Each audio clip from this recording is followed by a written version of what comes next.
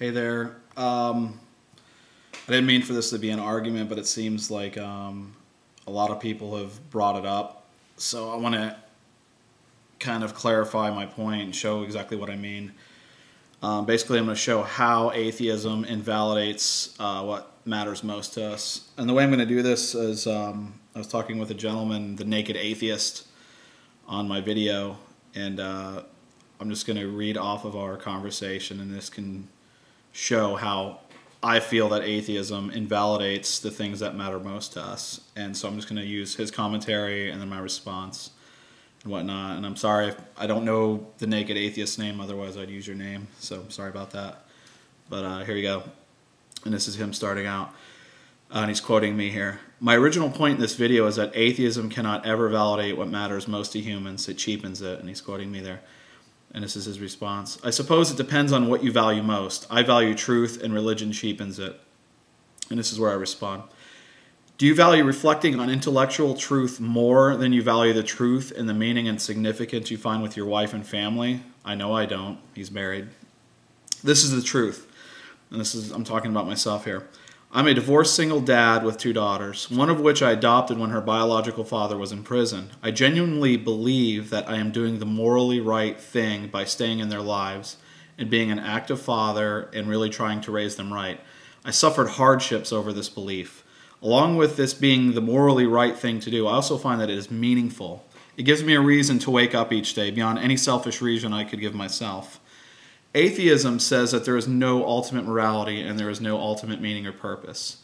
So everything I live my life for and believed was true just became invalidated.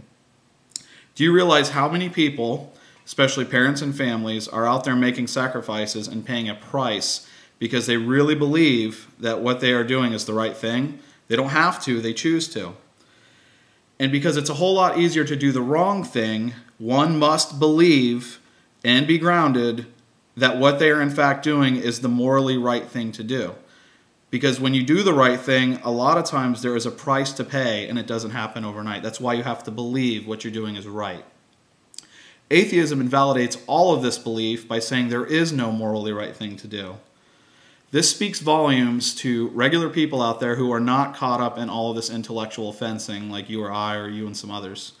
Atheism, again, invalidates everything that matters most to us. That's what I assert. And then he responded, how can anything have any real meaning if it isn't true? And I think that's a very good question, and I agree.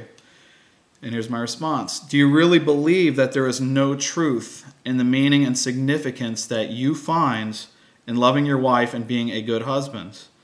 I'm saying that these experiences are real, they are true, and objective. They are not you believing something in vain or believing something illusory at all.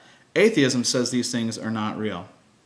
So if you followed what I said, that's how I feel that atheism invalidates what we value most. And I want to bring up 2 more examples here, and also belief itself. I'm going to bring up Mahatma Gandhi and Martin Luther King Jr. and the change they enacted that they wanted to see in the world. They must have, to put forth the action that they put forth, they must have really believed that what they were doing was the right thing.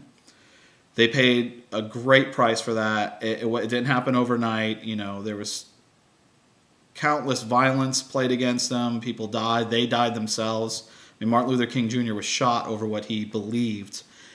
Atheism undercuts all of that because it says that there is no right thing to do.